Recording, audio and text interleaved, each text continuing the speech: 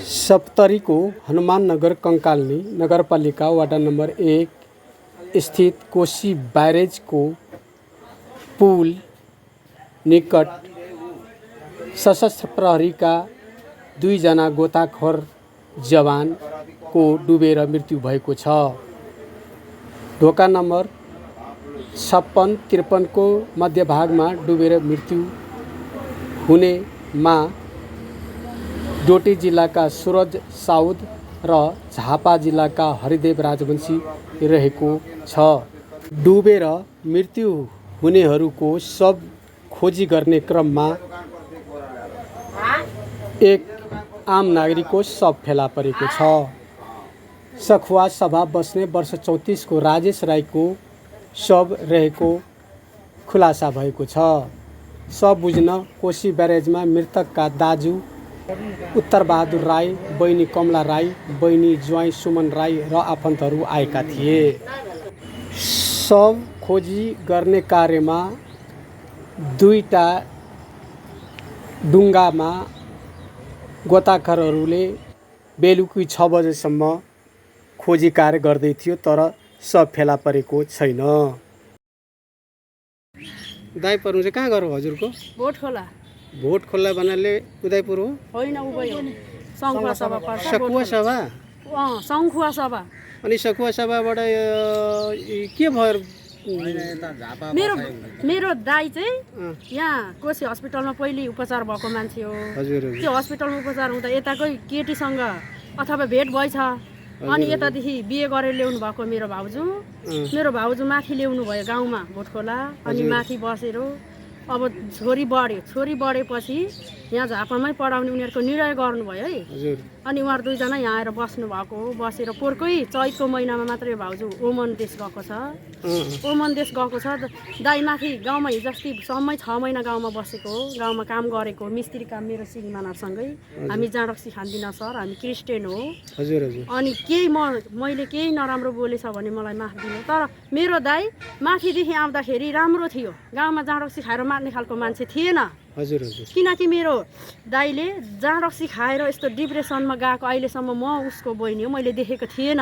ठीक छ, हजुरले मर्नुको के कारण होला? तपाईले के सोच्नु? मर्नुको कारण भाउजूले ब्लक हानेको थिएछ मोबाइलमा, जस्तै मेसेन्जरमा ब्लक हानेपछि दाइले अस्ति मात्रै मलाई भन्नुभयो। अनि मैले भाउजूलाई म कराइदिन्छु भने दाइले नकरा, मेरो व्यवहार मै मिलाउँछु भन्नुभयो।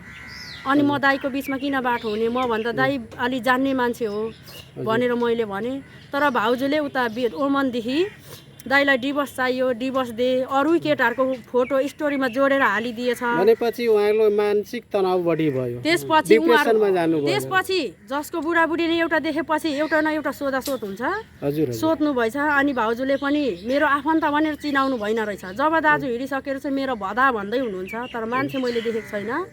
मसँग पुरानो आइडी पूजा लिम्बू थियो, अहिले पूजा लिम्बू खोलेको रहेछ। मलाई त्यो आइडीमा फ्रेन्ड पनि छैन। अस्ति उहाँ दाइसँग ग्रुपिङ थिए। मेरो भदैनी हेर्नुको लागि उहाँ सोल्टिनीको श्रीमान हुनुहुन्छ। अहिले मेरो भदैनी स्याहार्ने उहाँ हुनुहुन्छ। बाबुआमाले भन्दा पराई उहाँले स्याहारिदिनु भएको छ। उहाँले बाबाआमाको कर्तव्य निभाइदिनु भएको छ भदैनीलाई। अहिले नि उहाँकै साथमा हुनुहुन्छ। त्यसपछि आएको आज जम्मा 19 दिन 20 दिन कति भएको छ त्यो मलाई थाहा भएन। हातबारीमा म नानी पढाएर बसेको मान्छे हो। दाइले भाउजूले त्यसरी कुराकानी उहाँको नाम चाहिँ के? अमृत राई। गाउँमा बोलाउने नागरिकतामा राजेश राई, सबै ठाउँ राजेश राई छ। अनि तपाईँको नाम? मेरो नाम कमला राई। अनि यो घटना चाहिँ यता आएर भएको हो कि उतै हो? त्यो झापामा बस्नुहुन्थ्यो दाइ। अनि ब्यारेजमा हाम फाल्नु भएको हो? झापामा बस्नु भएको थियो। त्यो फोनमा कुराकानी भएछ, डिस्कस परेछ। भएस मलाई नि छोडेको रहेछ अथवा अरूलाई छोडेको मेरो र ज्वाइँको बारेमा भनेको रहेछ। तर भएस हामीमा आइन, मिस्टेक अरूमा पुगेछ। अनि त्यो भएस सुन्दा चाहिँ दाइ डिप्रेसनमा गएको रहेछ।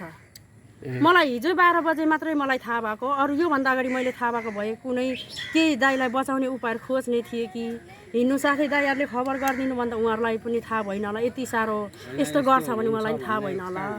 अब तिम्रो दाइ यसरी हिँड्दैछ भनेर कि चाहिँ भाउजूले बाहिरदेखि मलाई जसरी खोजेर तिम्रो दाइ नेपालमा छ, म 7 समुद्र पारी छु, तिम्रो दाइ यसो गर्दैछ है बहिनी भनिदिएको भए मैले कुनै केही त उपाय लाउने थियो होला नि त। तर भन्दै भनेन।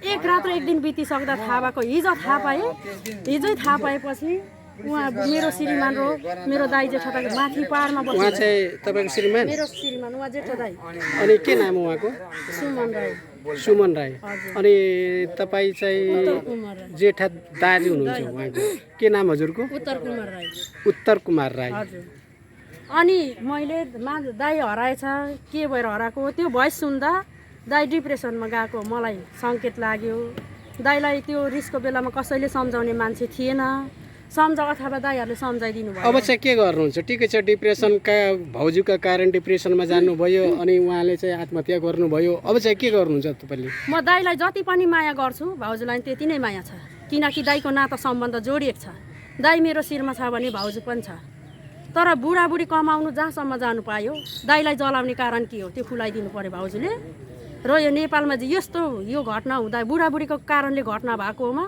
नेपाल सरकारले जे कानुन जे सजाय दिलाउँछ त्यो अनि तपाईँहरूलाई न्याय चाहियो चाहियो कानुनसँग माग गर्नुभएको मेरो मान्छे हो मेरो दाइ हो आखिर म बेचिसकेको चेली भयो मेरो दाइ हो जे यहाँ नेपाल सरकारले दिलाउँछ त्यो मान्न तयार छु धन्यवाद बहिनी